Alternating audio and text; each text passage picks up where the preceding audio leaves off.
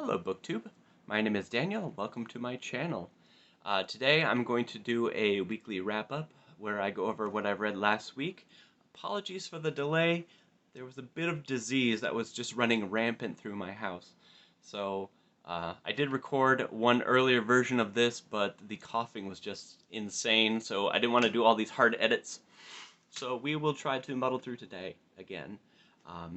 Last week is part of week 2 of the event GarbAugust, which is a reading event created by booktuber Ollie at Criminali, where we read trash for the entire month of August, and each week has a theme. This week's theme was paperbacks from hell or vintage smut. Unfortunately, I did not get to the smut. There just wasn't time. So I reached for a paperback from hell, and I should have done my research because this is not a horror novel. One could assume it would have been, but this was in fact a thriller. This is The Babysitter by Andrew Coburn. I think that's how you say it. This is supposed to be, anyway, a thriller about a family a young couple who goes to a night on the town and leaves their 1-year-old in the charge of their trusty babysitter, and they come back and find that her head was bashed in and that their baby is missing. So far so good. However, the investigation is led by both the FBI and the police chief of this Boston township, and then while they're investigating, the young couple also goes out and tries to just randomly find, through no planning whatsoever, just randomly find some clues about like the identity of their babysitter, because it turns out that she is like an unknown entity. Like, no one knows who she is. Her past was a lie.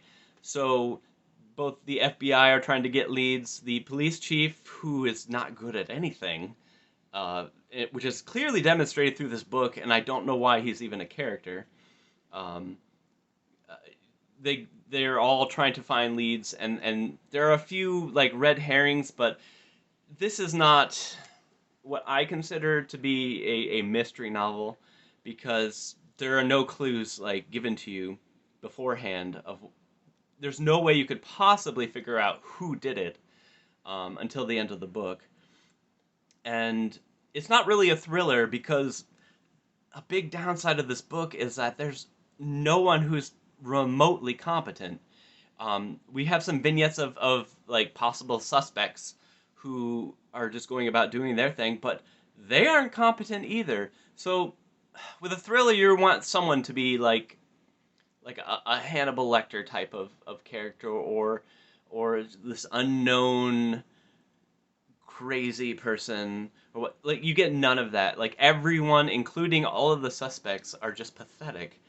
And unfortunately, that really damages the reading experience. Like, the main couple just goes. Boston must be tiny, because the main couple like goes and just happens to find someone who's like a member of the mafia, who has ties with their babysitter. And if I remember correctly, they were just going to places where they sort of had a hunch, and that's how they got their big break. Did it lead anywhere? Who knows? Likely not, because, like I said, there's no clues in this that would lead you to like the actual perpetrator. But I won't spoil whether or not they get their child back, but if they did, they shouldn't have. Anyway, I did not enjoy this too much. It was like a 2-star read. The prose was fine. It's just I didn't like that there was no one I could latch onto that I was even remotely interested in. So, unfortunately, not really a paperback from hell, though. I mean, it counts, I guess. But I will find some better candidates. The last week of GarbAugust is a sort of a catch-all, a summary. You read what you want. I will get some more paperbacks from hell, some real ones, some real horror, and read it then. The next thing that I've read was actually quite amazing. I loved it. Let's get the reflection right. John the Balladeer by Manly Wade Wellman. This is something I've been seeking out because it is the works of Manly Wade Wellman is part of what is known as Appendix N, which is one of the appendices in the original AD&D First Edition Dungeons and Dragons Dungeon Master Guide. If you know, you know. These are a collection of like inspirations that led to the game of Dungeons and Dragons, and Manly Wade Wellman is one of those inspirations. John the Balladeer is very much an inspiration for the modern interpretation of the Bard in role-playing games.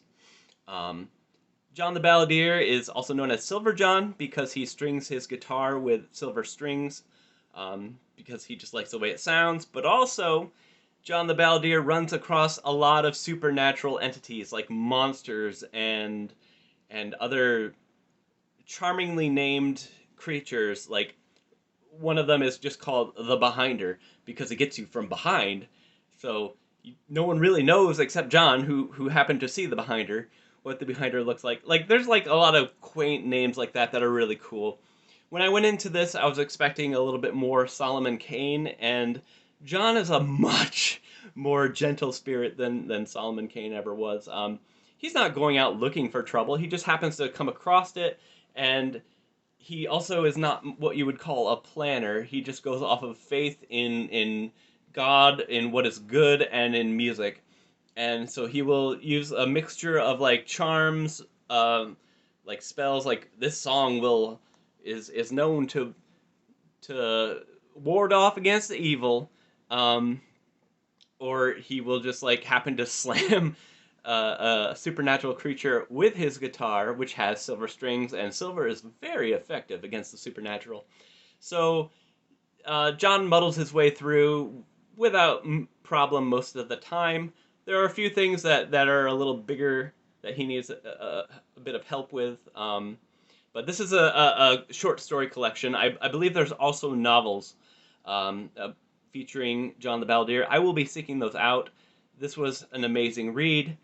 This is also very hard to come by, which is why I don't have a physical copy at the moment. You'll be hard-pressed to find anything that's under $100 for this collection. There are a couple of ways around that. I believe on the Internet Archive you can rent it out by the hour.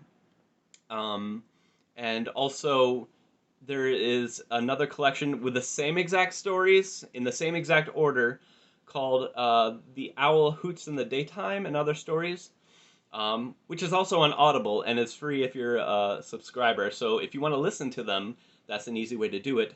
But also, this year there is a reprint coming out by Valancourt Press, I believe. And they are taking this collection. They have a whole new cover for it, and that should be coming out this autumn. I have it pre-ordered. Hopefully, I can enjoy this for years to come. What else is there to say about John? This takes place in... Oh, goodbye, John. This takes place in the Appalachian Mountains, which, for me, I didn't grow up there, but like I grew up in the foothills of the Catskill Mountains, and there's something about stories about hill folks and mixing horror in with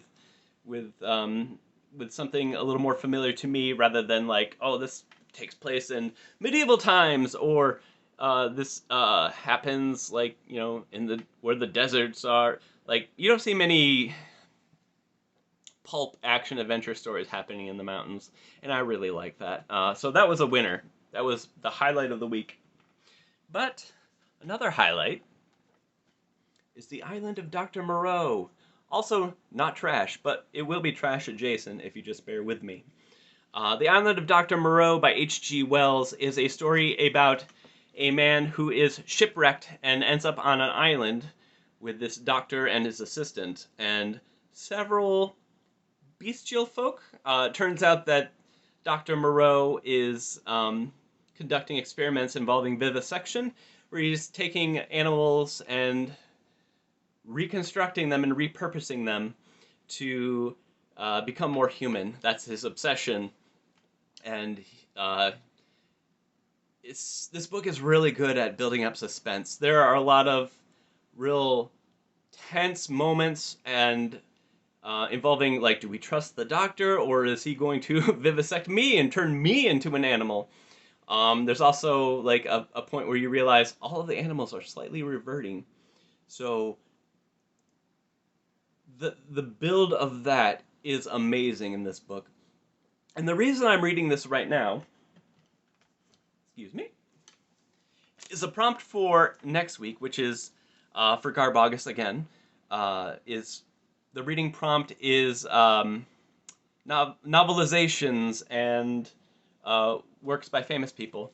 There is a novelization of the movie based on the book I just read, The Island of Dr. Moreau. This is by Joseph Silva, which is the screenplay adaptation. And embarrassingly enough, I didn't realize this also has like the original text in it. So I sought it out for like no reason elsewhere when I could have just read both of them in this one volume. But I want to do a comparison of the two stories, excuse me, next week, and to see which one I enjoy more. I have a feeling I know, but you never know. GarbAugust, baby. So, The Island of Dr. Moreau. I look forward to this, but I'm reading some things in the meantime. Right now I am reading Gullivers Travels and Other Writings by Jonathan Swift. This is a favorite of mine. I love this book.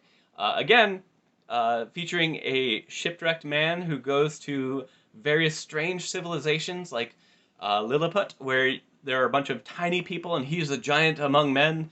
And then he goes to the polar opposite, which is Brobdingnag, where the Brobdingnagians are, and they are monstrously huge, and he's treated like a baby. This is a good book. I'm mostly through this, but I love revisiting it. So Gulliver's Travels is always a winner. I am also reading Star Trek Omnibus Volume 2. This is really, what's the name of the actual comic? Star Trek The Early Voyages. It's about Christopher Pike and the crew of the Enterprise prior to Kirk's time. It's really good. I like the art is phenomenal. And the colors are something you don't really see often in classic Star Trek, like a lot of greens and other things. Classic alien stuff. Classic. I don't really know. It's Star Trek. You get what is on the tin, but like there's like a little more you can do in the comic book form than you could have done in the early days of Star Trek, where the aliens are a little bit more alien than like someone with, well, they didn't even have head ridges back then with the Klingons. But other than like mostly human alien, you see some real aliens in this, which is really nice. It's something I really enjoyed about the animated series as well, is they could do a little bit more with their imaginations than you could like on the screen, small screen at the time.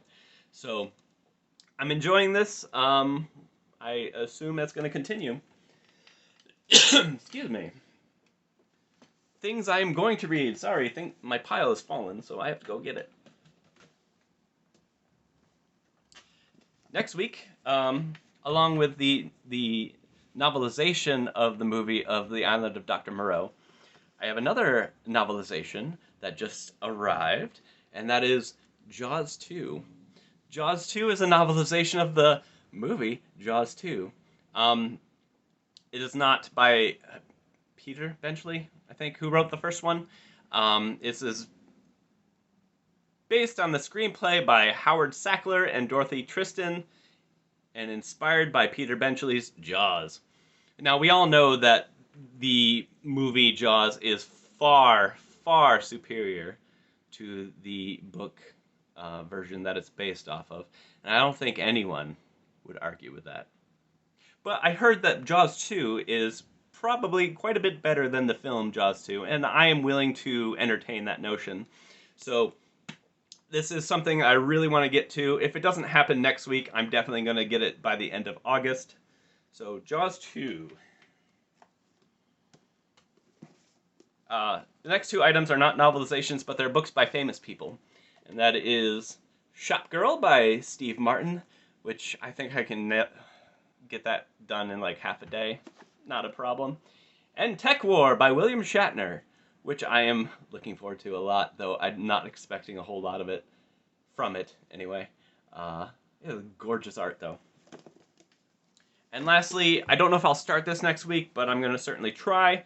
I'll definitely read it by the end of August. That is Flowers in the Attic by V.C. Andrews. MJ from the channel Reading This Life is reading this with a bunch of people. If you want to join in, you can join her Discord where we will talk about it. This is classic, I think 1980s pulp about familial love.